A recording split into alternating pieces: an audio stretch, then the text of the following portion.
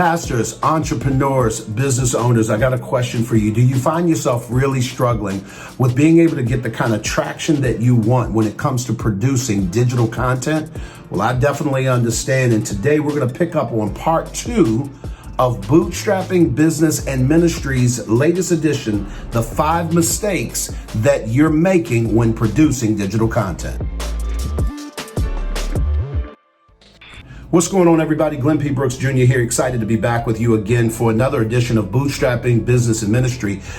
Many of you guys, if you got a chance to tune in last week, you definitely picked up on the first 2 things that we uncovered. They're mistakes that you're making when it comes to producing digital content. I want to share with you guys in this next episode, we're going to uncover the other 3, and we're really going to drill down to kind of what you need to do to work around some of these mistakes. I know that as an entrepreneur, here's what I know. You cannot be afraid to fail, right? You can't be, because that's where success actually is born, I think, in many of your failures. It's getting up and figuring out, what did I do wrong and how do I do that differently as I move forward? I want to take you inside of part 2. It's a lunch and learn that I did a number of weeks back with our MAPS Masterclass, or a few people that showed up on a lunch and learn that we do every Wednesday. And I want you to kind of listen in on what some of these anecdotes are. We're going to come back at the end and hopefully help you navigate getting connected with us. But take a listen to this and we'll be right back.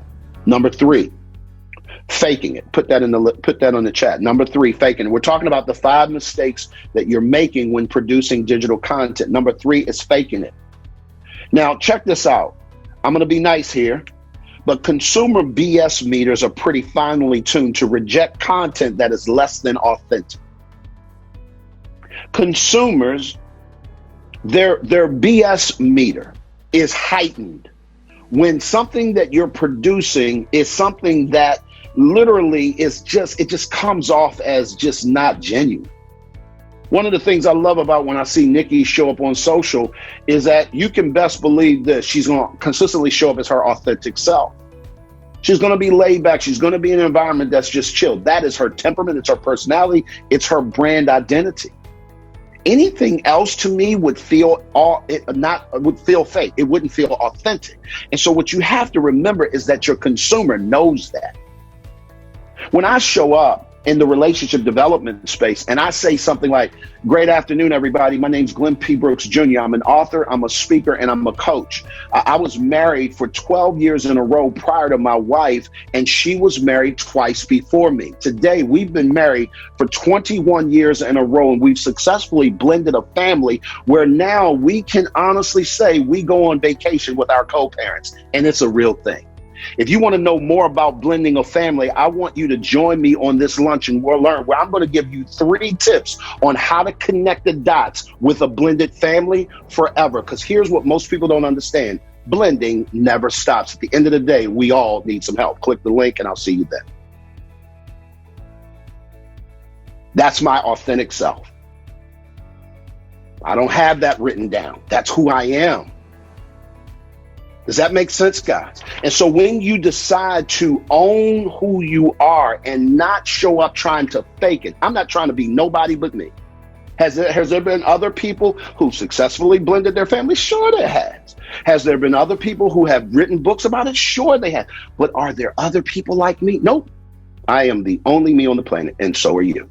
So again, we're talking about the 5 mistakes that you're making when producing digital content. Number 1, we said, was branding narcissism. Number 2, we said, is feature fixation. When you decide to you try to get your audience emotionally connected to a feature versus a benefit. Number 3 is faking it. And the number 4 is something we all have been guilty of, me included, and that is expecting too much too soon.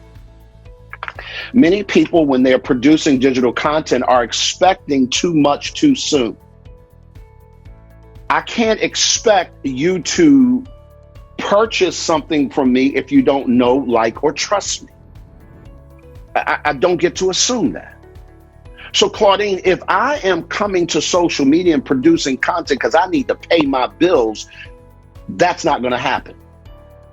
I just saw a clip of somebody today who is a person in a business community that I'm in, and he is a guru, a monster when it comes to being able to sell products, particularly on these online stores like Etsy and Shopify. And he's a millionaire. He works in the hair care product industry.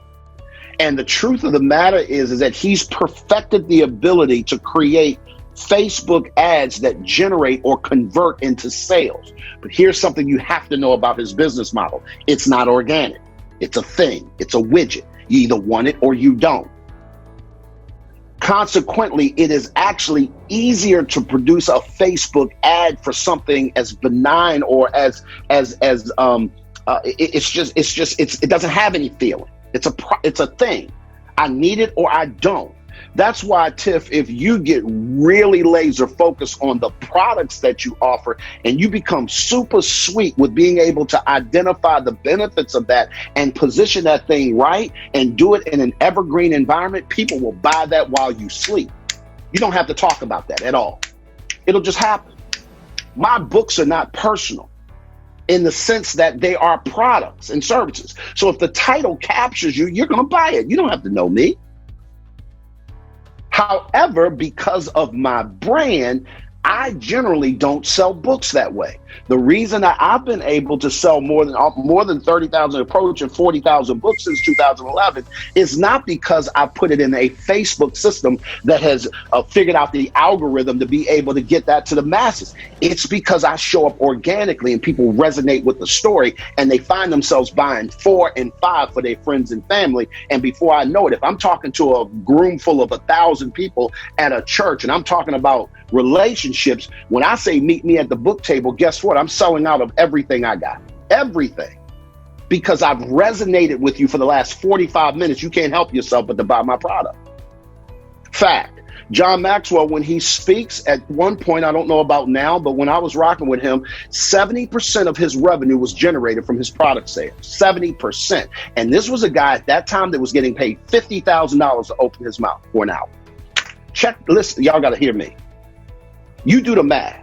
So if he brought in $100,000 or $200,000 that day, 70% of that came actually from his product sales, not his speaking fee.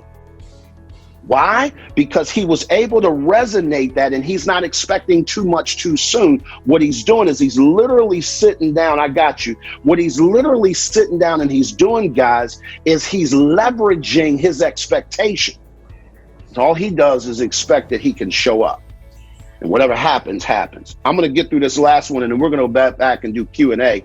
But I want to get through this content for those of you guys who are joining us. I appreciate you on this Lunch and Learn. 5 mistakes you're making when producing digital content. Number 1 is branding narcissism. Number 2 is feature fixation. Number 3 is faking it. Number 4 is expecting too much too soon. Under that, I want you to hear so many brands get discouraged when they don't see an immediate correlation to their digital content and bottom line. It's because they have false expectations. And number 5, focusing on what you can get rather than what you can give. Need y'all to hear that. Number 5, focusing on what you can get versus what you can give. I had a one-on-one conversation with Shannon yesterday, and I'm realizing that through this COVID situation, because of how her daycare is run or how her school is run, she would kill me if she heard me call it a daycare. Don't y'all tell her. The truth of the matter is that she has had to figure out a different way of showing up. As a result, she decided I will go live every single day for 30 minutes, and she has for the last 11 weeks in a row.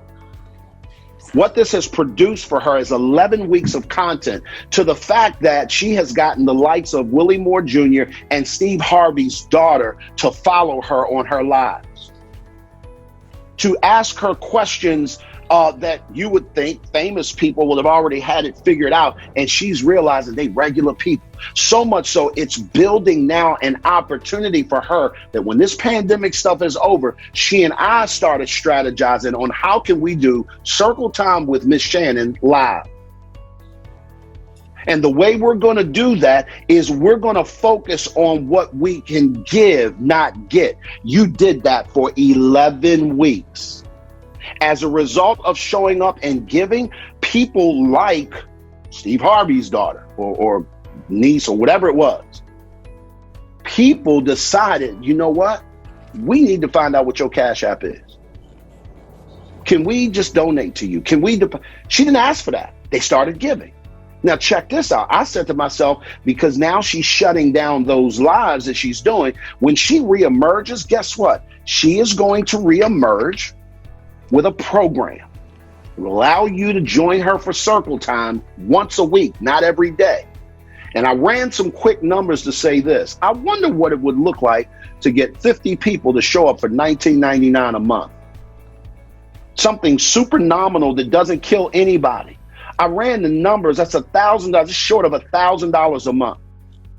At $19.99 a month for just 50 people in one Zoom room to do circle time for 30 minutes. Join me back here again next week. She's working on a book that she's going to have produced by then. And then the thought becomes, could you, in fact, get people in a room to pay you a subscription, offer the book to them? You can give it away if you want as a thank you. But what you're doing is that you're figuring out what part of the country will I show up to do circle time with Miss Shannon featuring my brand new book, Amazing Me. Are you kidding me? I'm going to throw my pen at somebody. As my friend George Hawkins would say, y'all, I'm preaching better than y'all saying amen, because this is some good stuff right here. Why, guys? Because now I'm systematically thinking, how can we take what you've now given away, harness it in such a way that you can actually charge somebody? And here's the crazy thing. They actually don't see it as a charge. They're saying, this is the least I can do. You only $19.99. Are you serious right now? And that's their thought. Well, guess what? That's fine, because I got a limitless possibility of people. And I said to myself, all you got to do is do an introductory offer for $19.99. Check this out. And then 3 months later, because you told them that's an introductory, you raise it to $29.99. You just doubled your money every month, and you got the same amount of people. Because they would have paid $29.99 from the gate. And then what you really do is because you want them long-term, grandfather them in and pay everybody else, charge everybody else $29.99, because you got room for 50 more people. Now you got $3,000 a month. Hello? Listen, I'm not a mathematician, but my math is right. I'm not playing with y'all. So what I want you guys to understand is that when you think like that, and again, we're talking about the 5 mistakes that most people make, when producing digital content, I want you to think give more than get. So I hope you enjoyed today's edition of Bootstrapping Business and Ministry, guys. We're talking about the 5 mistakes that you're making when producing digital content. I know these were the last 3 steps, and here's what I want you to do. I want you to take those things and I want you to apply it as best you can. If you need some help, do me a favor, click in the description below. There's several links where you can connect if you want to get into a one-on-one Q&A with me. And if there's any way I can help you, particularly where it relates to our Maps and Masterclass, I would love to help you do that, and I hope to see you back next week. If you've enjoyed this content, we encourage you to please share, and subscribe to the channel. Let somebody else know that at the end of the day, if you're going to get to any place of significance, you cannot do that by yourself. Why? Because we all need some help.